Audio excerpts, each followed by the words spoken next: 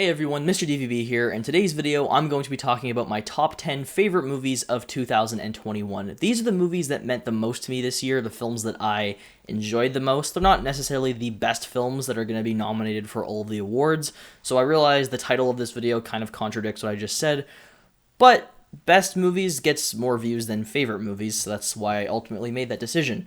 Now, before I get onto this list, I do have some honorable mentions. I saw a ton of movies this year, and so I couldn't just, talk about 10. I do have to talk about some of these other films that, in my opinion, definitely deserve recognition.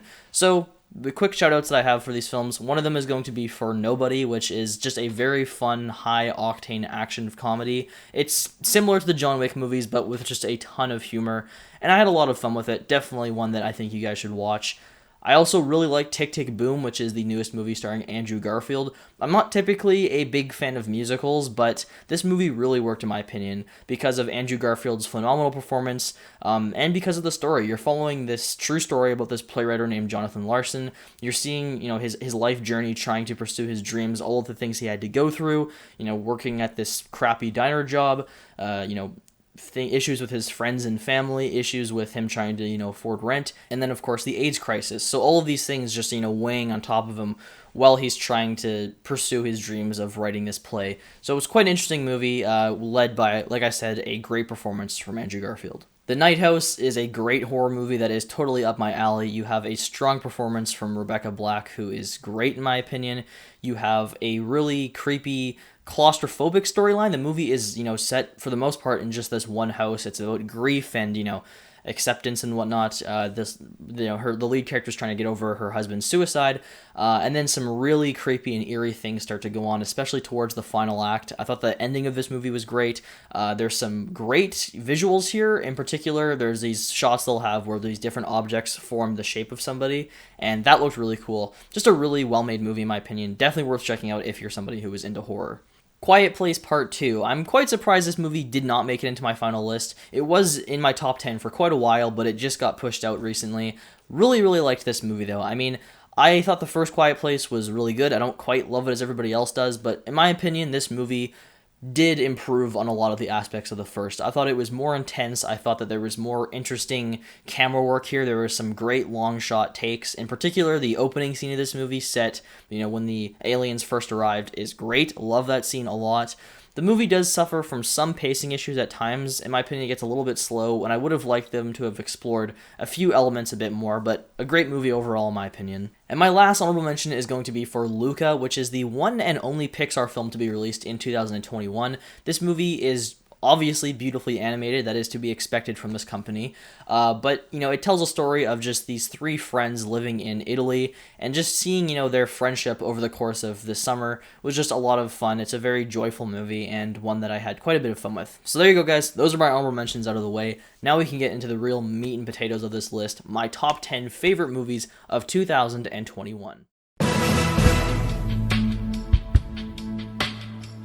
So coming in 10th place for me is Nightmare Alley, which is the newest film from Guillermo del Toro. Now, I went into this film not really knowing a whole lot about it. I knew it was a remake of a 30s film noir, but besides that, I didn't know what the tone of this movie was going to be, like what the story was per se. From the trailers, I kind of gathered that it was going to be sort of creepy, which it isn't really, in my opinion. This movie is not like a horror film like I was kind of expecting it to be going into it.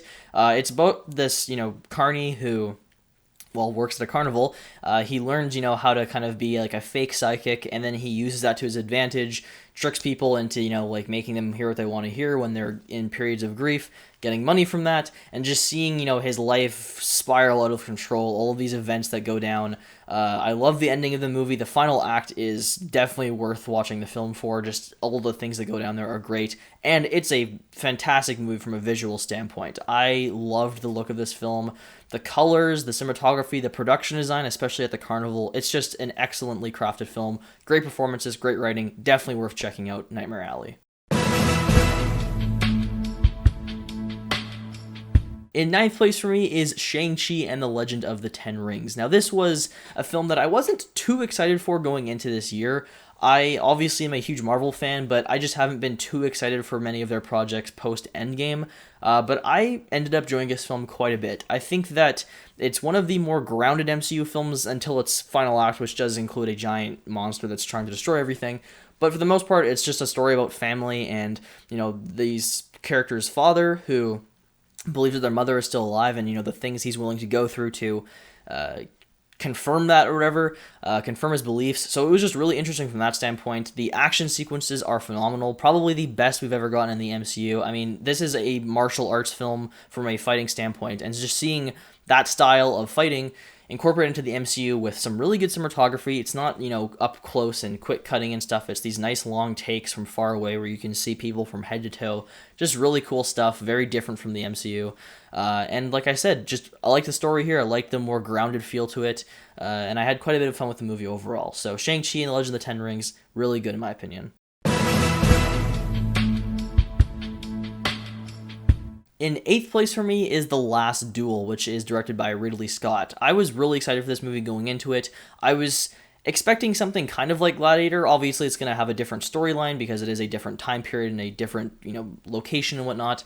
But this film surprised me. It's not quite what I expected it to be. It's a film about this lady who was assaulted by this man. She accuses him of it, but, in these times, it wasn't believed. So they had to basically have like a duel to the death. Her husband had to fight the man that she accused, and whoever won would then confirm if she was telling the truth or not. So there was a lot of stakes going on here, and just, definitely it's a movie filled with social commentary, and the way it's told is what is definitely the highlight of the movie, in my opinion. You're seeing the same events played out 3 times from different perspectives. And each perspective kind of contradicts the other ones. We're seeing different things. We're seeing lies that characters are telling and whatnot. And so I thought it was just a very unique way of telling the movie story. It could have easily been something that could hurt the film and ruin it, in my opinion, because it could easily get boring, but it never did, in my opinion, because of just the great performances from all the actors. Jodie Comer, Adam Driver, Matt Damon, Ben Affleck, they're all really good in this movie. Very well made film. It completely failed at the box office, but I am telling you guys, check it out. It's really good in my opinion. It's not a happy movie. It's dark, but it is extremely well made, and the final battle is brutal. It's raw. It's everything I want it to be. Really great movie in my opinion. Moving into 7th place, this kind of contradicts the list I did earlier, but we have Zack Snyder's Justice League. Now, earlier when I did my ranking of the 2021 comic book films, I had this lower than Shang-Chi, but upon re-examining some things, I even said in that video that I was a little bit iffy on the decision, but I had to put this one on top because I think this movie overall meant more to me this year because I am a huge DC fan. For the most part, I'm a bigger DC fan than I am Marvel fan, and so getting to finally see all these characters come together was just a great experience. Obviously, we got the Justice League film back in 2017, but that movie was, just one that took the original vision by Snyder and just cut it up into a bunch of small pieces, threw in a bunch of new stuff, and just ruined it. So getting to finally see this director give his vision was great in my opinion. I don't agree with everything that he's done with these characters in his previous movies, but I think this is, just about as good as a Justice League movie as he could have given us. It was excellent in my opinion. It's obviously 4 hours, so it's super long, and if it was released theatrically, it would have been cut down by a lot. But, just getting to see all these characters' stories play out on the screen, and given so much more depth than they were in the original vision, was great in my opinion. Cyborg in particular is just a scene stealer here. I mean, his story is the core of this film. His relationship with his father, his emotional backstory, that is like the whole centerpiece of this movie. Flash, the whole final act where he reverses time and saves the world is just excellent. All that stuff was just not even there in the 2017 version. So this is a true Justice League movie. This felt like it was everything Zack Snyder had been building up to. It's unfortunate that it's not canon and we're not going to get to see his vision continued, but this is a hell of a way to end that journey in my opinion, and I loved every minute of it. In 6th place for me is Ghostbusters Afterlife. Now, I'm not the biggest fan of the original Ghostbusters. I used to really like it when I was little, but I just find it's not necessarily my kind of movie when I watch it nowadays. But I was still excited for Ghostbusters Afterlife. I thought the movie just looked fun and entertaining. Obviously, a lot of comparisons were being made to Stranger Things and whatnot, and that influence is definitely noticeable, but I still was, just looking forward to seeing this movie and having a good time. And I was very surprised by this film. I thought it was great from start to finish. It's a super funny, entertaining movie with a surprisingly touching story. I was really, surprised with what they did with the story here. I was expecting, just a simple Ghostbusters movie, but they do some pretty good stuff here with the relationship between, the mother character and her father, Egon, who is obviously not in the movie because the actor passed away a couple years ago. But they do some really touching stuff here, and I really liked the way they incorporated that storyline. There's some great ghost busting scenes in this movie. I mean, the one where they chase down Muncher is hilarious and just tons of fun. The final act, I've heard some complaints about it. My friend Parker was not a fan of the final act whatsoever, but I personally think it's the best third act out of any of the Ghostbusters movies. The original had a very anticlimactic one, and I thought the one here was enjoyable. Obviously, we get to see all of the original Ghostbusters come back, which was great. It was a little bit forced and kind of cheesy feeling, but whatever. I mean, the original's definitely not a serious movie, so just from start to finish, very fun film, good performances. Thought the performances from the kids were great, especially McKenna Grace, who is excellent in this movie. She is great here. She steals the show, in my opinion. So just a really fun film overall. Moving into fifth place is going to be James Gunn's Suicide Squad, or The Suicide Squad, I should say. I think James Gunn is a great director. I absolutely love the Guardians of the Galaxy films, so I couldn't wait to see him direct a Suicide Squad movie, especially after the first one, which was just a big mess tonally.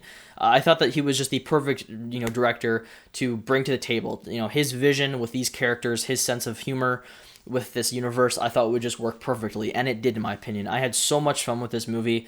It's not only got, solid enough humor. It's not as funny as it could have been, in my opinion, but not only is it, just fun and entertaining and has great action sequences, but it also has some excellent characters, which I wasn't expecting as much because there's so many characters in this movie, and going into it, the promise that he made was that a lot of them are going to die, and so I wasn't really expecting a lot of development here, but some of these characters are great. Ratcatcher 2, excellent in my opinion. The actress that plays her, Daniela Melchior, I don't remember how to pronounce her name exactly.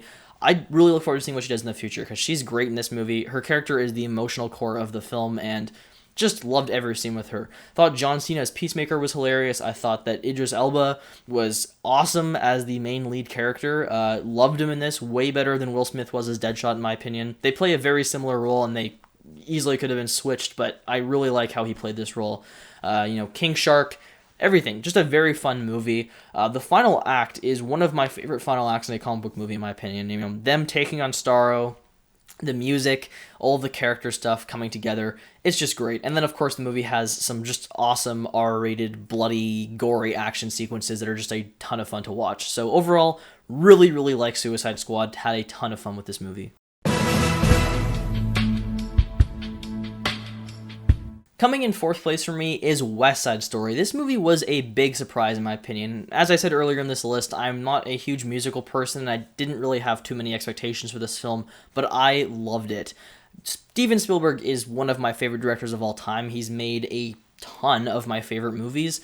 And he's had some entertaining films in the last few years. I really liked Ready Player One. Films like Lincoln are extremely well made, but it's been a while since he's made a movie that felt like a Spielberg film, a film that really showed his craftsmanship. Because like I said, Ready Player One, I enjoyed it, but that movie is almost entirely CGI, so it's not really like a Spielberg film in my opinion. Lincoln, really good movie, but I don't think that film is anything special from like a visual standpoint. Whereas this movie, in my opinion, it felt like Spielberg back in his game. It felt like a movie that was made by him, which was just great to see. It once again showcased, how good he is at directing films, behind the camera. The visuals here, great. Production design, fantastic. Performances, great from across the board, in my opinion. Musical scenes, tons of fun. I mean, like I said, I'm not a musical person, and I was tapping my foot throughout this movie. It's just a really joyful experience, but it's also kind of dark, which I was not at all expecting. I've never seen the original West Side Story, so I didn't know how the story went down, and did not go down the way I expected it to at all, which was very surprising. But I love this movie. Quite surprised how much I do love it, but it is excellent in my opinion. And it's just great to see Spielberg make something this good once again. So overall, West Side Story, excellent movie. Excellent, excellent, excellent.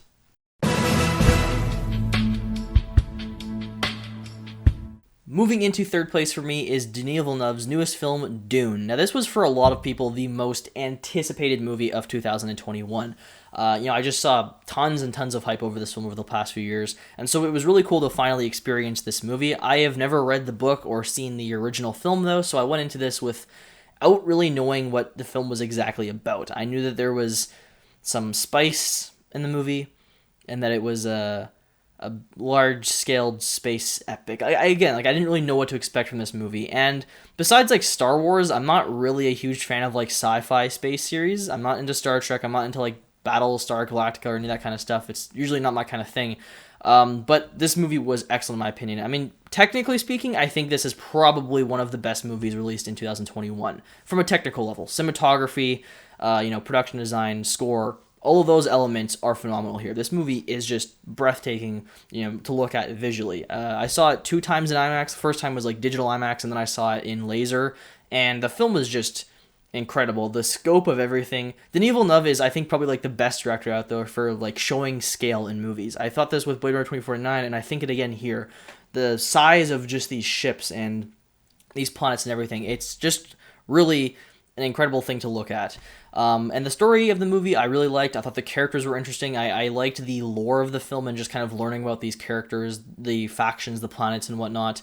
The movie didn't contain as much action as I would have expected. I don't want to be that guy, but I think it could have used some more in certain times. And then when there was big battle sequences, it felt like it would kind of cut away from them. He said that the second one's going to be more focused on that, so I'm hoping that turns out well. I mean, I really liked this movie. Like I said, I thought it was just super well crafted. Probably the best technical movie of the year. Not my personal favorite, but I thought Dune was phenomenal, and I really look forward to seeing part 2.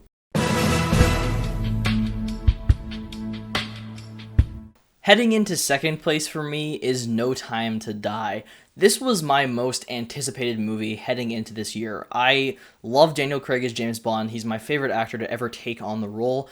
I love his more serious, gritty take on the character, and I think his movies for the most part have been really solid. Casino Royale was great, Quantum of Solace was not, Skyfall was great, Spectre was not, so I was hoping that following that trend, this movie would be awesome, and it was in my opinion. This lived up to all of the expectations. I think it delivered on everything I wanted it to. Not only did it give us just a great conclusion to Daniel Craig's, franchise as Bond, but it also just gave us a really heartfelt story, and it gave us the most grounded version of the character, the most humanized version of the character, which I loved. This film, for the most part, it's about his relationship with Madeline and then their kid that they have, the choices he makes with that knowledge.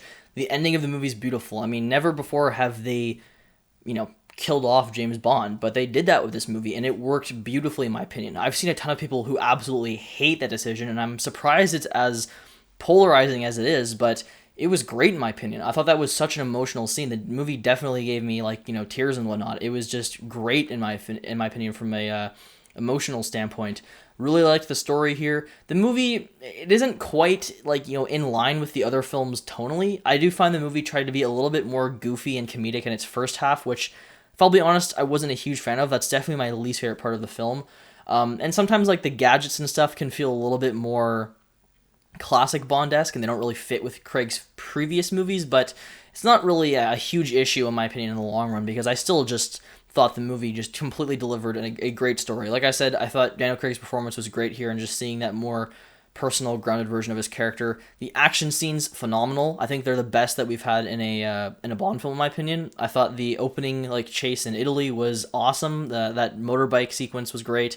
I loved the I can't even remember the country it was in, but it was that one fight scene in the forest. Really great visuals there. The final act, phenomenal. That one stairway scene. There's just a ton of action sequences to talk about.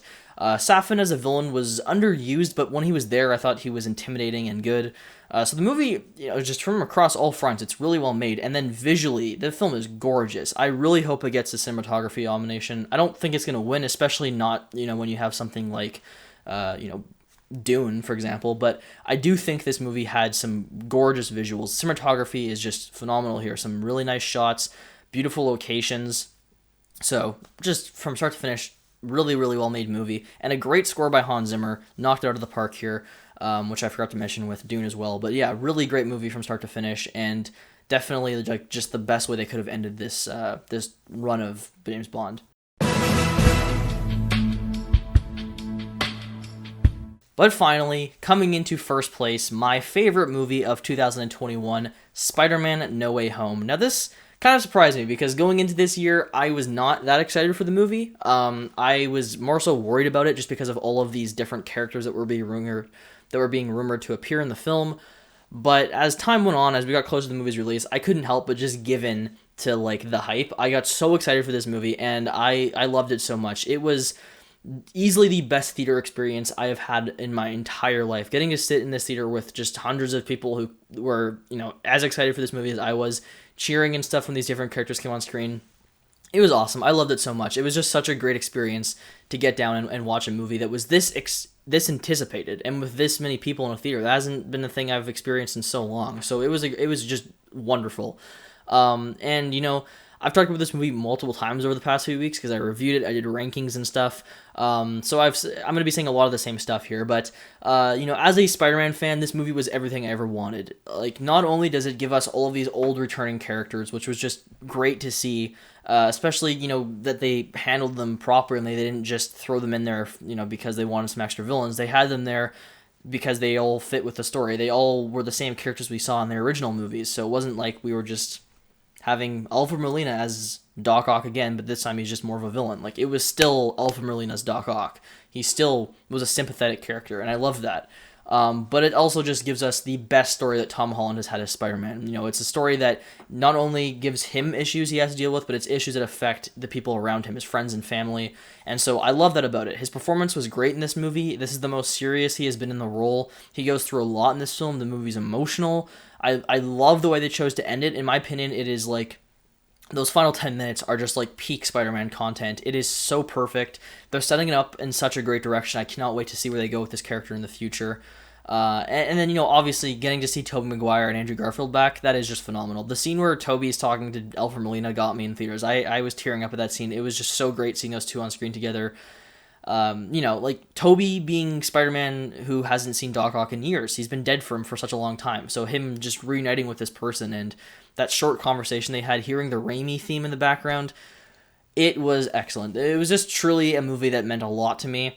It's not like, the best movie of the year from like a technical standpoint from all categories. It's not going to win a bunch of awards, but I don't care. It's about what movies meant the most to me, which I enjoyed the most. And Spider-Man No Way Home was that movie. It was my film, and I loved it. So there you go, guys. Those are my top 10 favorite movies of 2021. I do have more lists to come over the following days. I'm going to be doing a worst movies of 2021 list, where I'll be talking about some real stinkers.